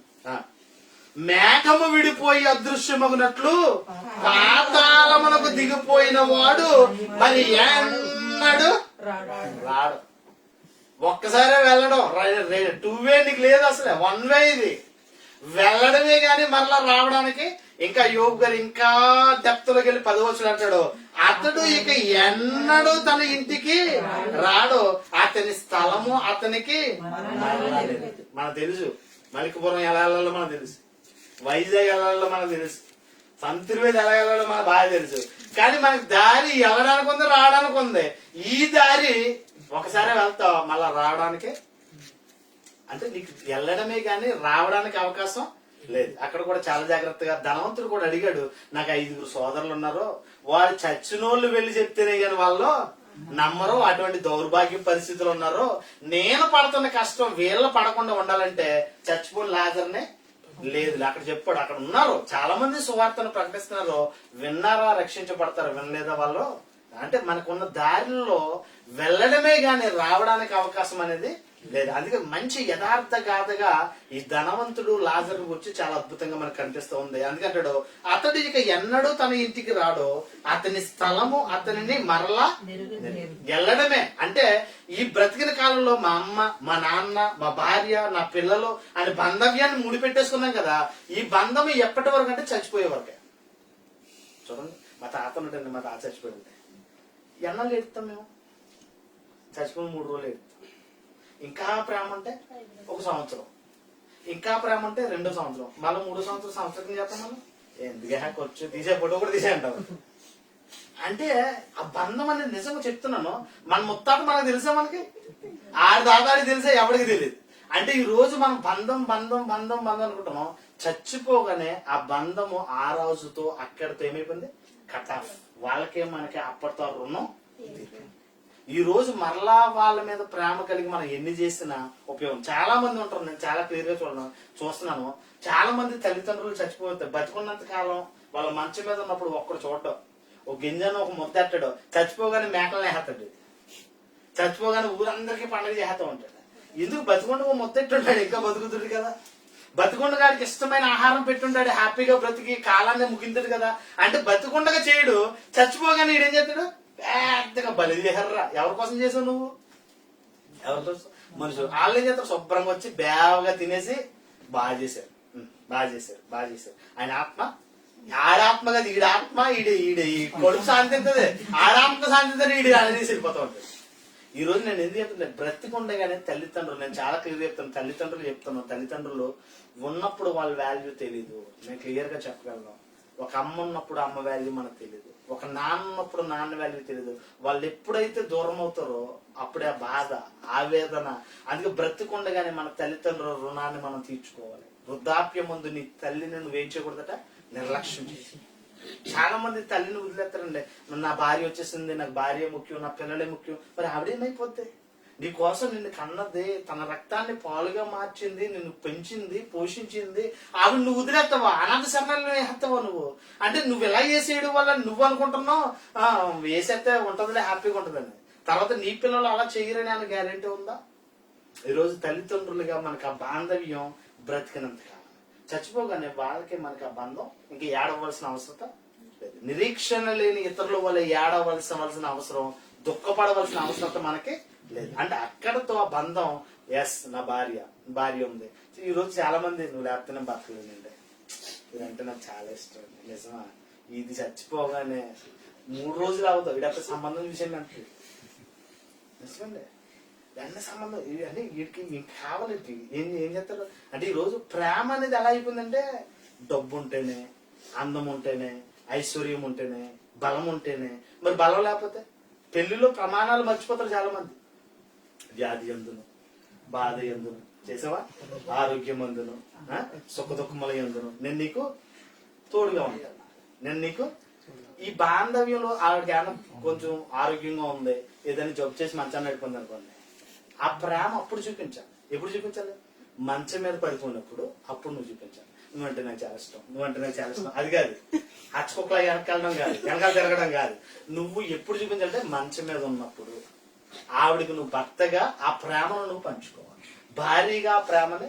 ఈ రోజు బాంధవ్యం అంటే బాగుంటే బాగుంటుంది, బాగోపోతే అక్కడ అది కరెక్ట్ కాదు. నేను ఎందుకు ఎంత క్లియర్ చేస్తానంటే, మన బాంధవ్యాలు దేవుడు జతపరిచాడు. ఈ ప్రేమ ఎక్కడదండి? మా అమ్మ నిజమే, నాకు చాలా ఇష్టం మా అమ్మ అంటే చాలా ఇష్టం, మా నాన్న అంటే ఇంకా ఇష్టం. నాకు వాళ్ళు ఇచ్చిన దేవుడు ఇంకా అది. దేవుడి కంటే ఎక్కువగా దేన్ని ప్రేమించకండి. నేను క్లియర్ గా చెప్తాను, చాలా మంది ప్రేమించారు, చాలా మంది దెబ్బైపోయారు.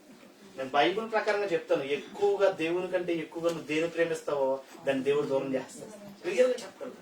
కనుక బైబిల్లో మన దేవుడు మనకి ఇచ్చాడు. ఆ ప్రేమను తల్లిదండ్రులు పెట్టిన దేవుడే కదా, ఆ ప్రేమను భార్యలో పెట్టిన దేవుడే కదా, ఆ ప్రేమను పిల్లల్లో పెట్టిన దేవుడే కదా. మరి దేవుడి కంటే ఉన్నతంగా వీళ్ళెందుకు నువ్వు చూడాలి? ఫస్ట్ ప్రాధాన్యత తల్లిదండ్రులకి కాదు, దేవుడికి ఇవ్వండి. రెండో ప్రాధాన్యత తల్లిదండ్రులకి ఇవ్వండి. తర్వాత నిన్ను నమ్ముకుని నీ దగ్గరికి వచ్చి నీ భార్యకి, తర్వాత నీ పిల్లలకి. ప్రాధాన్యత ఎవరికి ఇవ్వాలి? ఫస్ట్. చివరిగా ముగించేస్తుంది. యోబు గ్రంథం 5:7 5-7 సభలో ఒకసారి 5-7 నిప్పు రవ్వలు పైకెగిరినట్లు నరులు శ్రమానుభావమునికే ఎందుకు బతుకుతున్నామండి? అబ్బా, బతికిన కాలం అంతా నా కొడుకు, నా కూతురు, నేను బాగుండు, నేను చదువుకోలేదు, నా పిల్లలు బాగా చదువుకోలేదు, నేను కష్టాలు అనుభవించాను, నా పిల్లల కష్టాలు. బ్రతికిన కాలం అంతా ఇటు గొడ్డి సేకరి చేస్తాడు. తల్లిదండ్రులు అండి, తల్లిదండ్రులు నిజంగా అమాయకులండి. నిజంగా అలా ఏ ప్రేమలో కల్మషం ఉండదు వాళ్ళకి. మన తల్లిదండ్రులు ఈ రోజు మనం ఎలా బ్రతికి హ్యాపీగా ఉన్నామంటే కేవలం తల్లిదండ్రుల దయ, తల్లిదండ్రులే చేసిన పని. మరి ఇక్కడ అందుకంటే నిప్పు రవ్వలు ఎగురున్నట్లుగా నరులు శ్రమానుభావములకు బ్రతికిన కాలం అంతా ఈడేం చేస్తాడు? సంపాదించేతాడు ఆగిపోతాడు. ఒక వీడియో ఒకటి చూశాను నేను యూట్యూబ్ లో. పరిగెడుతున్నాడు, డబ్బు పరిగెట్టేస్తున్నాడు. కట్టలు సంపాదించా ఉన్నాడు. ఈ లోపల శరీరం వదిలేసింది. ఆ గూడుతో పరిగెడుతున్నాడు. డబ్బు అంతా ఆగిపోయింది. పెద్ద పెట్టు ఉంది, పెట్టిలోకి బోర్లు పడిపోయాయి. అన్నట్టుకెళ్ళిదా? ఈ రోజు మనందరము శ్రమాను అనుభవిస్తున్నాం. శ్రమానుభావమునికే పడతాం. నిప్పు రవ్వల పైకి ఎగిరినట్లుగా, ఆవిరి పైకి ఎక్కజేసినట్లుగా. మనుషులు ఆవిరి లాంటి వాళ్ళట. మనుషులు ఎటువంటి వాళ్ళు? ఆవిరి లాంటి వాళ్ళు. ఆవిరి అంటే ఎంతసేపు ఉంటుందమ్మా?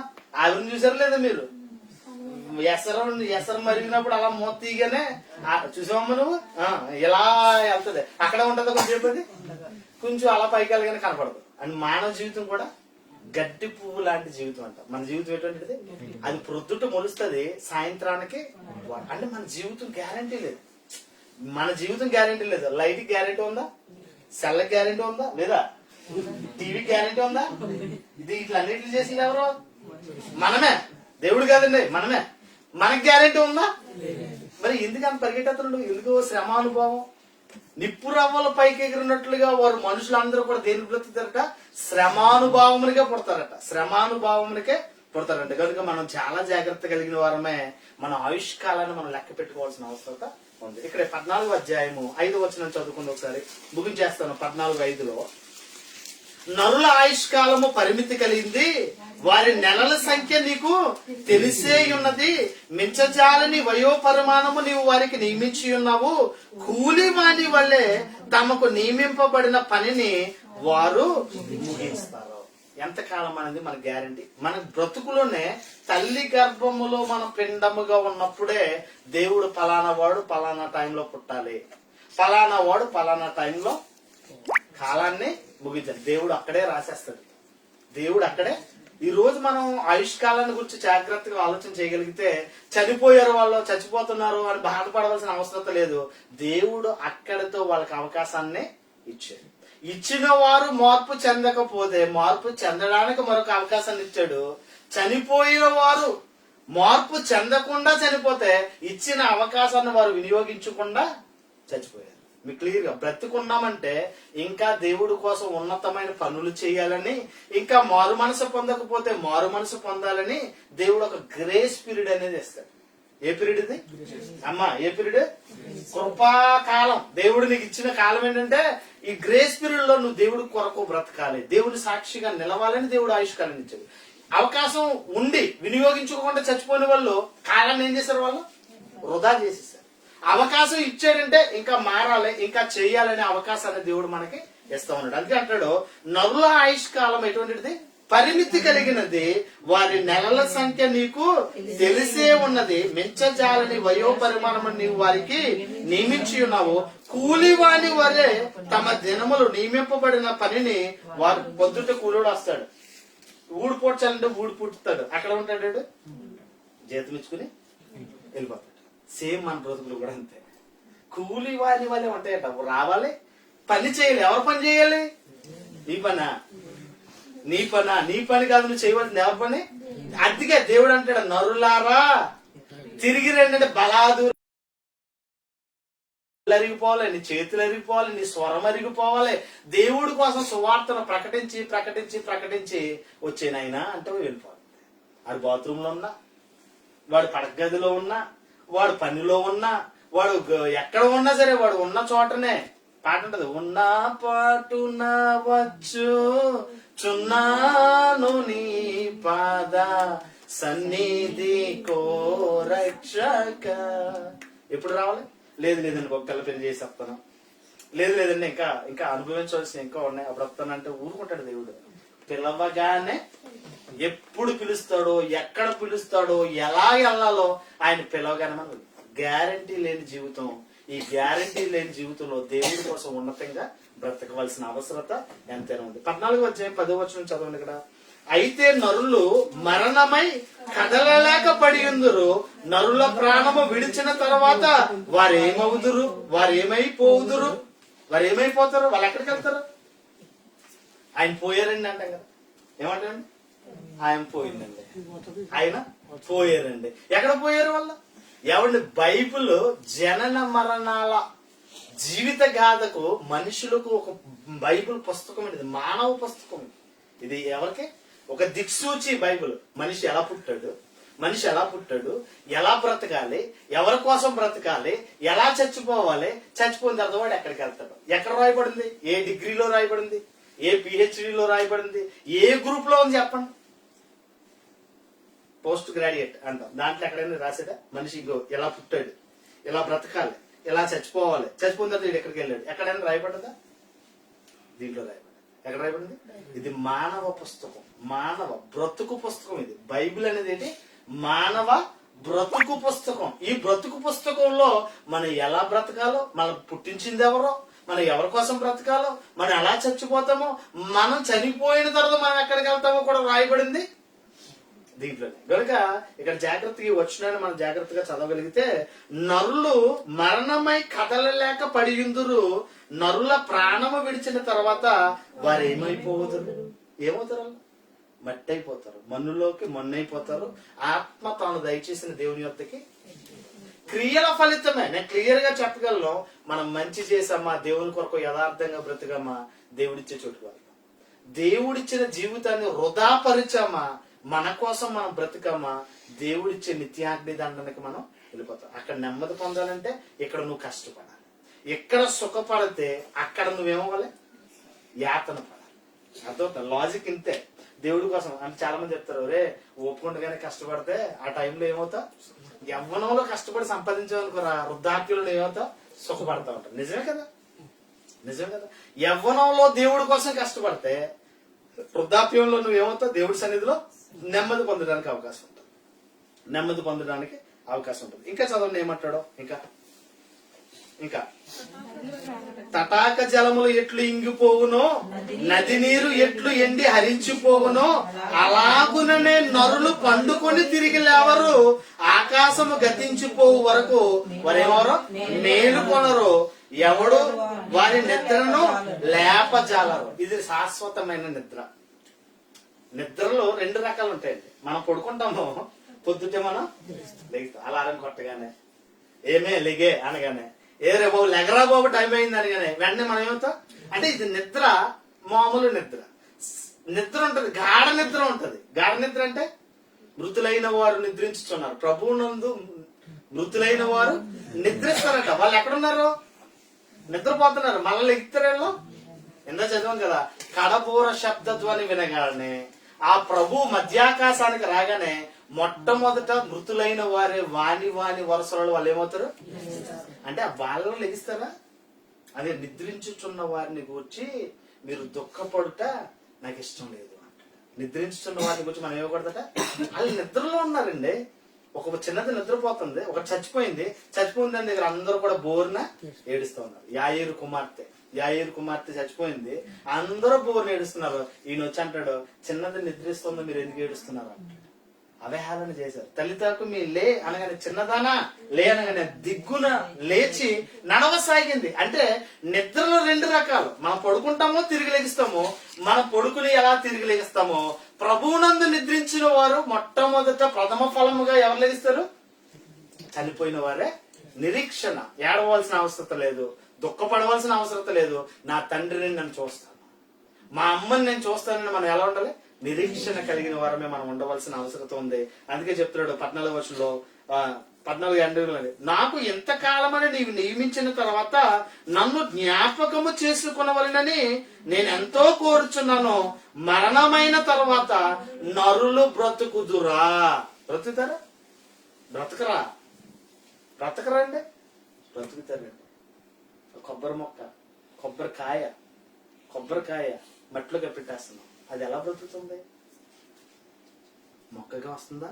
అది భూమిలో చావాలి. ఆ విత్తనం ఏమవ్వాలి? భూమిలో చచ్చిపోవాలి. అది వరి గింజ అయినా, అది గోధుమ గింజ అయినా, మరి ఏ గింజ అయినా సరే విత్తనము మట్టిలో కప్పెట్టగానే ఆ విత్తనము మొన్నైపోయి చచ్చిపోయి మరలా జీవంతో రావాలి. ఒక సీతాకోక చిలుక ఎంతమందికి ఇష్టం? గొంగళ పురుగు ఎంతమందికి ఇష్టం? గొంగళ పురుగు ఇష్టం మనకి?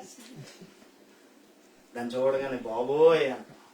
తన దశను మార్చుకుంటుంది. అది భూమి మీద ప్రాకినంత కాలము అసహ్యం, ఒళ్ళు గగురుపు పుట్టే పరిస్థితి. కానీ తన గూడు కట్టుకుని తన బ్రతుకును మార్చుకున్న తర్వాత అది సీతాకోక చిలుకగా ఎగురుతుంటే దాన్ని నట్టుకోవాలని ఎంత ఆశ. అంటే తన దశను మార్చుకుందా? దానికి మరో బ్రతుకు వచ్చాడు దేవుడు. ఆ వాటిని మనం చూసినప్పుడు మనకు బ్రతుకు లేదా? యోబు ప్రశ్నిస్తున్నాడండి. యోబు ఏమంటాడు? నాకు ఇంతకాలమని నీవు నియమించిన తర్వాత నన్ను జ్ఞాపకము చేసుకునవలనని నేను ఎంతో కోరుచున్నాను. మరణమైన తర్వాత నరులు బ్రతుకుదురా. బ్రతుకుతారు. యేసుక్రీస్తు ఎలా చచ్చిపోయాడో, యేసుక్రీస్తు ఎలా తిరిగి లేచాడో అలాగా చచ్చిన ప్రతి ఒక్కడు కూడా తిరిగి లేవాలి. లేచి ఎక్కడికి వెళ్ళాలి? దేవుడు మనకు స్వాస్థ్యంగా ఇచ్చిన రాజ్యానికి మనం ఏమవ్వాలి? వారసులం అవ్వాలి. అందుకే మీరు ఇక్కడే ఉండండి, నేను నా తండ్రి దగ్గరికి వెళ్ళి మీ కొరకు నేను నివాస స్థలాలను ఏర్పరుస్తాను.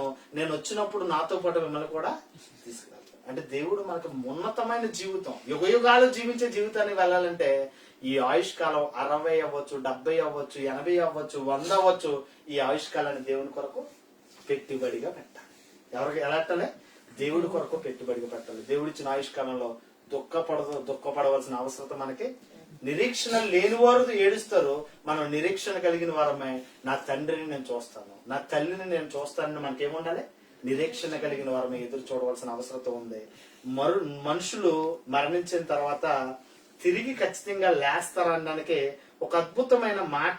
తిరిగి రాని మార్గానికి వాళ్ళు వెళ్ళిపోయారు, మనం కూడా వెళ్ళిపోవాలి. ఈ మాటను చూసి నేను ముగించేస్తాను. యోబు గ్రంథం 16వ అధ్యాయము 22వ వచనం. అందరూ తీయండి. యోబు గ్రంథం 16వ అధ్యాయం 22వ వచనంలో, కొద్ది సంవత్సరములు గతించిన తర్వాత తిరిగి రాని మార్గమున నేను వెళ్ళడమే మళ్ళా రావడానికి లేదు. తిరిగి రాని మార్గం ఇది. దుబాయ్ వచ్చో వెళ్ళిపోవాలంటే ఏదో రకంగా వెళ్ళిపోవచ్చు. షిప్ లో అయినా వెళ్ళిపోవచ్చు, నడిసి అయినా వెళ్ళడానికి ఉంది, ఈత కొట్టైనా వెళ్ళడానికి ఉంది, గాల్లో ఎగరైనా వెళ్ళడానికి ఉంది, ఓడ ప్రయాణం ద్వారైనా వెళ్ళడానికి ఉంది. ఆ మార్గానికి అయితే తిరిగి రావడానికి చాలా మంది ఉంటదండి. ఊహతో ఉంటారు. మా నాన్న వచ్చేసాడు, మా అమ్మ వచ్చేసింది, ఇల్లంతా ఊపేస్తుంది, తిరిగేస్తుంది, ఇంటి మీద బెంగ తీరలేదు, సూర్యులు కదిపేస్తుంది, కళ్ళలో కనిపించింది, ఇలా చెప్తారు. ఇవన్నీ కహాని. అందుకే చెప్తాడు, చాలా చక్కగా చెప్తాడు. కొద్ది సంవత్సరములు గతించిన తర్వాత తిరిగి రాని మార్గమున నేను వెళ్తాను. ఏమంటే కాలగతులు దేవుని వశమై, కాలగతులు ఎవరి వశం? దేవుని వశంలో ఉన్నాయి. మనుషులు వట్టి నీడ వంటి వారిగా ఉన్నాం. ఎటువంటి వాళ్ళు? నీడ చోట ఉంటదమ్మా. సూర్యుడు ఉదయించినప్పుడు అక్కడ ప్రారంభం అవుతుంది, అలా అస్తమించేటప్పటికి ఈ నీడ ఇలా మూవ్ అవుతూ ఉంటుంది. మనం కూడా అంతే, నీడ లాంటి బ్రతుకులు. మన కాలగతులు ఎవరి వశంలో ఉన్నాయి? దేవుని వశంలో ఉన్నాయి. మన కాలగతులు ఎవరి వశంలో ఉన్నాయి? దేవుని. అందుకే కీర్తన ఇందాక చదివించిన 90వ కీర్తన 12వ వచనం అంటాడు, మాకు జ్ఞాన హృదయము కలుగునట్లుగా చేయము, మా దినములు లెక్కించుట మాకు ఏం లెక్కట్టుకోవాలి? నెలకరు రాగానే ఏం లెక్కట్టాలి? అదే పని. ఏ లెక్క నెలకరు రాగానే ప్రతి ఒక్కరు కూడా నెలకరు రాగానే ఓ లెక్క ఉన్న 4 కాగితాలే, ఈ 4 కాగితాలు ఓ లెక్కడుతూ ఉంటాం. ఇక్కడ మోషే అంటాడు, మాకు జ్ఞాన హృదయం కలిగితే మా దినములు లెక్కించుట మాకు. మనం లెక్క పెట్టుకోవాల్సిన డబ్బులు కాదు. ఇగో 30 సంవత్సరాలు అయిపోయాయి, 20 సంవత్సరాలు అయిపోయాయి, 15 సంవత్సరాలు అయిపోయాయి, 40 సంవత్సరాలు అయిపోయాయి. నేను దేవుడి కోసం ఏ పని చేయలేదు. ఇంకా ఉన్నంత కాలంలో దేవుడి పని చేసేయాలి. దేవుడి పని చేయాలి, దేవుడి పని చేయాలని జ్ఞాన హృదయం కలిగినట్లుగా మాకు చెయ్యి. మా దినములు లెక్కించుట మాకు రేపు ఏం జరుగుతుందో మనకు తెలియదు. ఈ రోజు గంటా ప్రకాష్ గారి ద్వారా, అలాగే శ్రావణ్ గారి ద్వారా మనందరికీ దేవుడు సువార్తను ప్రకటించింది ఏంటంటే, మీ జీవం ఏర్పాటిది, మీరు కొంతసేపు కనబడి అంతలో మాయమైపోవు, రేపు ఏం జరుగుతుందో మీకు తెలీదు. ఈ సువార్తను దేవుడు మనకు ప్రకటిస్తూ ఉన్నాడు. ఈ సువార్త ద్వారా మన ఆధ్యాత్మిక జీవితాన్ని మనం ఏం చేయాలి? సిద్ధపరచుకోవాలి. అయ్యో, నేను ఇంతకాలం లోకంలో బ్రతికేశాను, అలా బ్రతికితే ధనవంతుల్లాగా నేను ఎక్కడికి వెళ్ళిపోతాను? నరకానికి వెళ్ళిపోతాను, యాతన పడి స్థలానికి వెళ్తాను. లేదు, ప్రభు కొరకు లాజర్ లాగా నేను ఏమవ్వాలి? దేవుడి కోసం బ్రతకాలి, కష్టపడాలి, దేవుడి పని చేయాలి, దేవుడిచ్చే రాజ్యానికి నేను వెళ్ళిపోవాలి. మన జీవితం అల్పకాలం, నీడ లాంటిది, గడ్డి పువ్వు లాంటిది. మన ఆయుష్కాలం చాలా తక్కువ. ప్రతిదానికి గ్యారెంటీ ఉంది, మన బ్రతుకు మాత్రం ఎంత గొప్పగా మనం మాట్లాడేసాను, ఎంత గొప్పగా 5 నిమిషాల తర్వాత ఏం జరుగుతుందో నాకే పడుకుంటాం, వెళ్ళిపోయి శుభ్రంగా తిని పడుకుంటాం, పొద్దుట్లు ఇస్తామో లేదో కూడా. అంత అల్పమైన జీవితం కనుక దేవుడి కొరకు బ్రతకండి. ఈ వాక్యం ద్వారా నెమ్మది, ఆదరణ. మరి శ్రావణ్ గారు ఈ వాక్యం ద్వారా బలపడి నిబ్బరము కలిగి దేవుళ్ళలో ఇంకా వర్ధిల్లాలని, దేవుడిచ్చిన జీవితం ఆ రుణం తీరిపోయింది, దేవుడి కొరకు ఇంకా నమ్మకంగా బ్రతికి దేవుడి కోసం ఉన్నతంగా ఆలోచన కలిగి దేవుడు మీకు ఇచ్చిన పనిని మీరు చక్కగా నిస్వార్థంగా దేవుడు పని చేసి దేవుళ్ళు వర్ధిల్లాలని, అందరికీ దేవుడు కృపావరాలు ఇచ్చాడు, అందరికీ దేవుడు తలాంతులు ఇచ్చాడు. ఆ తలాంతులను దేవునికి వినియోగించి ఆ తలాంతుల ద్వారా దేవుడు నామను మహిమపరచాలని కోరుకుంటూ ఈ మాటలు ముగిస్తున్నాను. అట్టి కృపటి ధన్యత దేవుడు సదాకాలము మనకు దయచేయును గాక. విత్తబడిన వాక్యము పరిశుద్ధాత్మ దేవుడు మన వినికుడులో ఫలించును గాక. ఈ కుటుంబానికి దేవుడు ఆదరణ, ఓదార్పు, నెమ్మది దయచేయును గాక. ప్రార్థన చేసుకుందాం, ప్రార్థన చేద్దాం. పరిశుద్ధుడా, ప్రేమ కలిగిన తండ్రి, నమ్మకమైన దేవ, మా ప్రభువా, మా రక్షక, నా దైవమా, నా ఆశ్రయదుర్గమా, నీ సన్నిధిలో ఈ విధముగా మా ప్రియ సహోదరులు శ్రావణ్ గారి కుటుంబం కొరకు ఆదరణ, ఓదార్పుతో కూడిన మాటలను, మా బ్రతుకు ఏంటో, మా జీవితం ఎంత అల్పమైనదో, మేము చనిపోయిన తర్వాత ఎక్కడికి వెళ్తామో, మేము చేసిన క్రియల వల్ల మాకు తీర్పు, ఆ తీర్పులో మేము వెళ్లే చోటు ఏదో ఈ వాక్యం ద్వారా మాతో మాట్లాడడం నీకు వందనాలు. వాక్యం వినడానికే పరిమితం అయితే కాదు గాని ఆ వాక్యాన్ని నిజ జీవితాల్లో మేము ముద్రించుకుని ఆ వాక్య ప్రకారంగా బ్రతికి అపోస్తలుడైన పౌలు లాగా నా మట్టుకైతే బ్రతుకుట క్రీస్తు, చచ్చిపోతే నాకు లాభం, ఆ విధమైన నిరీక్షణ, ఆ విధమైన సమర్పణ, ఆ విధమైన విధి నిర్వహణ కలిగిన వారమే మేము ముందుకు సాగడానికి నీ కృప మాకు దయచేయమని, ముఖ్యంగా సహోదరులు శ్రావణ్ గారి కుటుంబానికి ఆదరణ, ఓదార్పును ఈ మాటల ద్వారా నిరీక్షణ కలిగిన వారమే ఒకరినొకడు ఆదరించుకోమన్న మాటల ప్రకారంగా దేవ, మా ఆయుష్కాలాన్ని మేము ఎరిగి మా దినములు మేము లెక్కించి నీ కొరకు నమ్మకముగా, యథార్థముగా, పరిశుద్ధముగా నీవు మాకు అప్పగించిన పనిని నిస్వార్థంగా పనిచేసి నీవిచ్చే నిత్య రాజ్యానికి వారసులుగా మేము ఉండడానికి లాజరులాగా నీ కోసం కష్టపడి నిందలు, అవమానాలు, శ్రమలు, ఇబ్బందులు అన్నిటిలో మేము నిలిచి పరీక్షకు నిలిచిన వారమై నిత్య రాజ్యంలో నెమ్మది పొందు స్థలానికి మేము వెళ్ళడానికి, మా మార్గాలను మేము సరళం చేసుకోవడానికి, నీ కొరకు నమ్మకంగా బ్రతకడానికి నీ కృప మాకు దయచేయమని, ఇట్టి కృపను, ఇట్టి ధన్యతను మాకు ఇచ్చినందుకు నీకు వందనాలు చెల్లిస్తూ, ఇంత గొప్ప సువార్త ప్రకటించడానికి ఇట్టి అవకాశాన్ని, ఈ స్థలాన్ని ఇచ్చినందుకు వచ్చిన ప్రియ సహోదరులందరినీ ప్రత్యేకముగా దీవించి ఆశీర్వదించి పరలోక సంబంధమైన దీవెనల చేత ఆధ్యాత్మికంగా నిబ్బరము కలిగి, నిరీక్షణ కలిగి, విశ్వాసాన్ని కడవరకు మరి కాపాడుకునే భాగ్యం మా అందరికి దయచేయమని, మా సొంత రక్షణను భయముతో, వణుకుతో ఆ సొంత రక్షణను కాపాడుకునే భాగ్యం మా అందరికి దయచేయమని, నీ కృపలో మమ్మల్ని జ్ఞాపకం చేసుకుని ముఖ్యంగా కుటుంబానికి ఆదరణ, ఓదార్పును దయచేయమని మా ప్రభును, మా రక్షకుడైన యేసుక్రీస్తు నామములో అడిగి వేడుకొంచున్నాము తండ్రి. మన తండ్రి అయిన దేవుని యొక్క ప్రేమయు, కుమారుడైన యేసుక్రీస్తు కృపయు, పరిశుద్ధాత్మ యొక్క అన్యోన్య సహవాసము, సమాధానము కూడి వచ్చిన మనందరిపై, ముఖ్యంగా ఈ కుటుంబంపై దేవుని కృప, దేవుని ఆదరణ, ఓదార్పు సదాకాలము మనకు తోడై ఉండును గాక. ఆమేన్. యేసు రక్తమే, ప్రభు యేసు రక్తమే, ప్రభు యేసు నామములో సంపూర్ణ విషయం, అపవాది క్రియలకంత నాశనము కలుగును గాక. ఆమేన్, ఆమేన్. అందరికీ గాడ్ బ్లెస్ యు ఆల్.